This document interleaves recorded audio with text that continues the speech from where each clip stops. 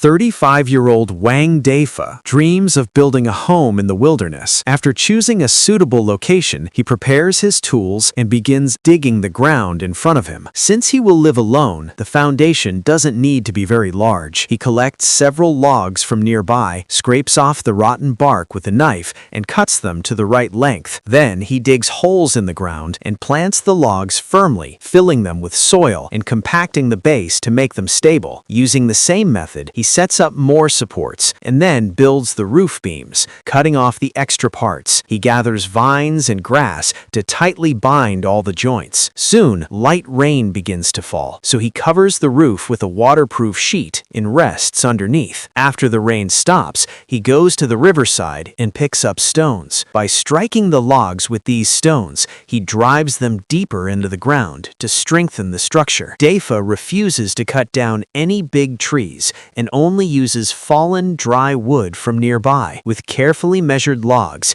he places them one by one onto the frame. Next, he builds the front wall using logs and leaves a small opening in the middle. Since the area near the river is humid, he decides to build a fireplace. He collects stones and makes clay, shaping it into small balls for easy use. He spreads the clay on the ground and embeds the stones one by one. Once the wall reaches a certain height, he builds the front part of the roof. Then he uses more clay to complete the chimney and fills the gaps in the walls. After finishing the fireplace, he chops dry wood and lights a fire. While the chimney dries, he covers the roof with soil to make it stronger. Then he cuts thin wooden sticks, removes the rotten bark, and joins them together to make a small skylight. He installs it and fills the remaining gaps with short pieces of wood. With the roof nearly complete, Daifa starts building a path to his home. He spreads dry leaves over the roof and covers them with soil. At the entrance, he fixes a wooden stick as a pivot and quickly makes a door. Then he plants greenery around the shelter and on the roof. This not only provides fresh air, but also helps prevent soil erosion. In the end, the shelter blends perfectly into the surrounding environment. Even if wild animals pass by, it remains unnoticed. At night, his camera captures animals coming out to forage nearby. Thanks to his well-hidden shelter, Daifa was able to sleep peacefully through the entire night. How many points out of 10 would you give this builder? Let me know in the comments.